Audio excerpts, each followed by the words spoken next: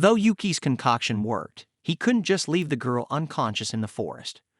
So, he decided to bring her back to the dungeon. When Yuki returned carrying the little girl, Lei couldn't resist teasing him, saying he never knew Yuki had a thing for little girls. This irritated Yuki, but he simply dismissed the comment as ridiculous.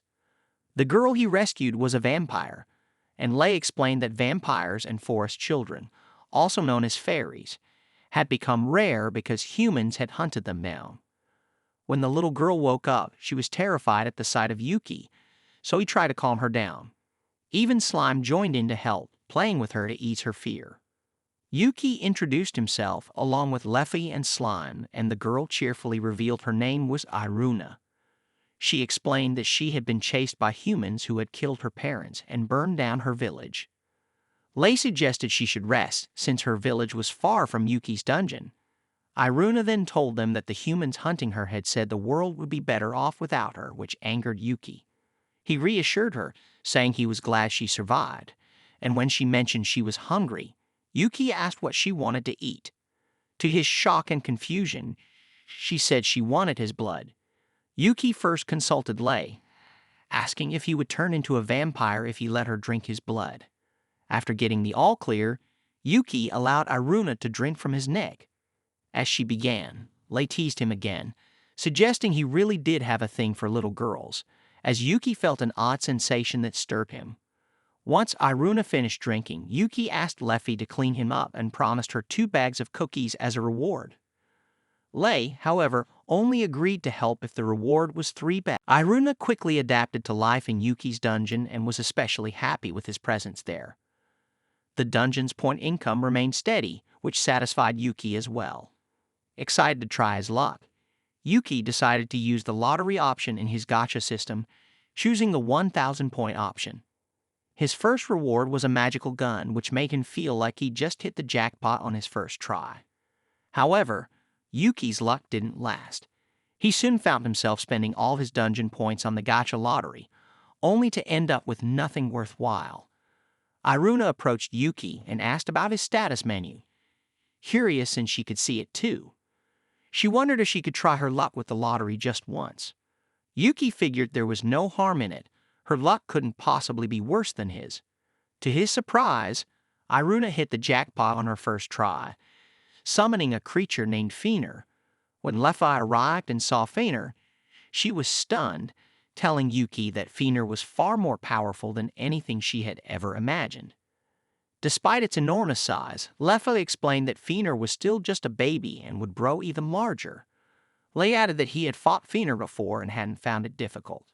Yuki asked Leffy if she could see the menu like Iruna could, but Leffy didn't have that ability.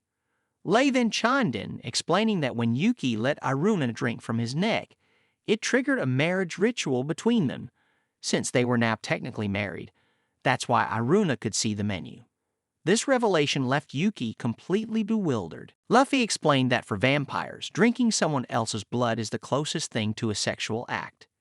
Yuki nearly lost his mind, frustrated that no one had told him this earlier. Leffy then teased him, suggesting that he must be interested in List since he had shown interest when he first saw her naked after she transformed into a human.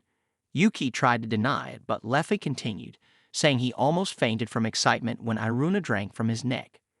Furious, Yuki snapped back, telling her that she wouldn't be getting any snacks for the next 3 days. Yuki decided to test his magical gun and quickly realized that it operated based on his mana output. The more mana he channeled into the gun, the greater its destructive power. Afterward, Yuki ventured out of his dungeon with Fenrir, whom Iruna had affectionately named Nur because of its soft fur. Yuki couldn't help but apologize to the poor creature, feeling that the name was absolutely terrible. Yuki was eager to test Fenrir's abilities and was absolutely mesmerized by its supersonic speed and other skills, like its ever-changing chains and body transformations. He was in awe, and when Fenrir wagged its tail, Yuki realized it wanted to play. So, he bought a frisbee from his gacha system and had a game of fetch with Mirror. Afterward, they lay down to rest, and Yuki explained to Mirror that it was free to roam outside the dungeon as long as it stayed within the dungeon's boundaries, so it could continue generating dungeon points. When Yuki returned to his throne room alone, he realized he needed to apologize to Iruna for letting Maya wander around unsupervised. After a few days while playing with Iruna, Yuki suddenly shouted that he had finally rejected his humanity. Determined, he rushed outside, unleashing his demon wings to attempt flying. However, his efforts were a complete disaster, leaving him frustrated that his flying abilities were utterly useless, despite having spent 2/3 of his dungeon points on them. Yuki tried his hardest, but in the end, all he could do was return to his dungeon and kneel in defeat before Lei. Lei refused to help Yuki since he had punished her by cutting off her access to snacks for 3 days. Desperate, Yuki offered 3 premium donuts as a peace offering. Lei accepted the donuts, and after enjoying them, they went outside where Yuki unfolded his wings in front of her for the first time. Lei teased him, calling them cute. Yuki tried to explain that his wings were meant to be impressive, but he quickly realized he'd made a mistake.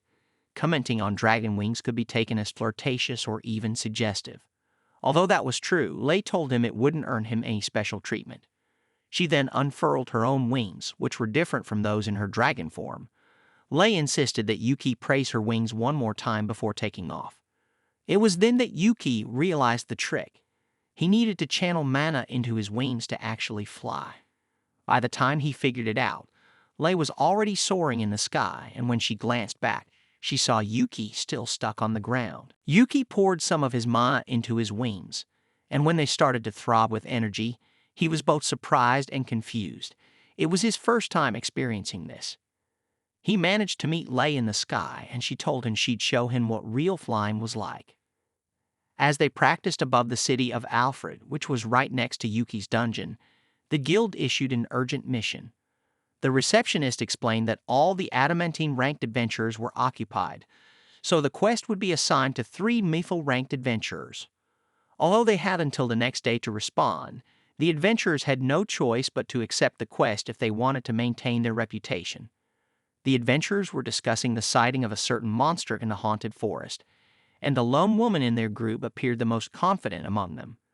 The monster they were talking about was actually the Supreme Dragon, known to us as Lei. Once they entered the forest, they found themselves fleeing for their lives as numerous creatures, including a horned tiger, chased them. The horned tiger managed to get ahead of the adventurers, and just as it was about to strike, Fenrir, under Yuki's control, killed the beast and casually turned away without paying any attention to the adventurers. Realizing that Fenrir had a collar around its neck, the group quickly fled, knowing that someone must have tamed it. Meanwhile, the terrifying dragon they feared so much was simply asking Yuki for a chocolate-covered donut. The next day, Yuki went hunting with Rear, and their first target was a horned tiger. Rear skillfully trapped the beast with her chains, allowing Yuki to strike from above, as he had been practicing with his wings. Though his attack was successful and the monster was slain, Yuki's sword broke yet again, leaving him frustrated and even more eager for a new weapon. For the time being, the best he could manage was a reinforced metal rod. While Yuki was browsing weapons in his gacha system, he and Rear were ambushed by a swarm of ants rapidly closing in on them. Rear was exhausted from a day of hunting, so Yuki knew it was up to him to defeat the ants with his magic. He used his water dragon skill, which initially seemed like a great idea. However, the ants began launching poison at him, and Yuki quickly realized he didn't have enough mana points to take them all down. Recognizing the need for a different strategy, Yuki reached into his item box and tossed a stack of monster meat towards the ants, buying them enough time to escape to safety. Yuki spent a lot of time exploring the gacha system, searching for the perfect weapon. Although he considered using a staff for its ease of use, he ultimately felt that it didn't suit a demon lord. Realizing he didn't have enough dungeon points to buy what he wanted, Yuki decided to craft a weapon himself, a decision Leffi dismissed as just more of Yuki's nonsense. Frustrated, Yuki reminded her that she was overlooking the fact that he had earned the title of Master Craftsman. He insisted that creating weapons was the ideal skill for someone like him. To make things even better, Yuki had a magical enchantment skill at his disposal. He started by crafting an iron dagger, which he was quite pleased with, and then decided to use 10 kilograms of iron to forge a double-edged, larger version of it. However, Yuki's plans didn't go as expected. his vision was completely different from the final result. Instead of the impressive weapon he imagined, he ended up creating a tiny magic wand that looked like it was meant for little girls, much to Iruna's amusement since it resembled her own. Lei couldn't help but laugh, fully aware that Yuki's weapon was a complete failure. Determined, Yuki grabbed some materials he had obtained from a giant rhinoceros beetle he had defeated and focused on trying again. Meanwhile, Lei continued to tease him relentlessly as he attempted to craft a better weapon. This time, Yuki ended up with something that looked like a sword mixed with a blooming flower, all because Lei had been talking about flowers while he was trying to focus. She kept teasing him, which only made Yuki angrier. Frustrated, he pointed his sword at her, but this only made Lei laugh even harder. However, when Yuki mentioned flowers and sweets, Lei became defensive about her own interests and hobbies.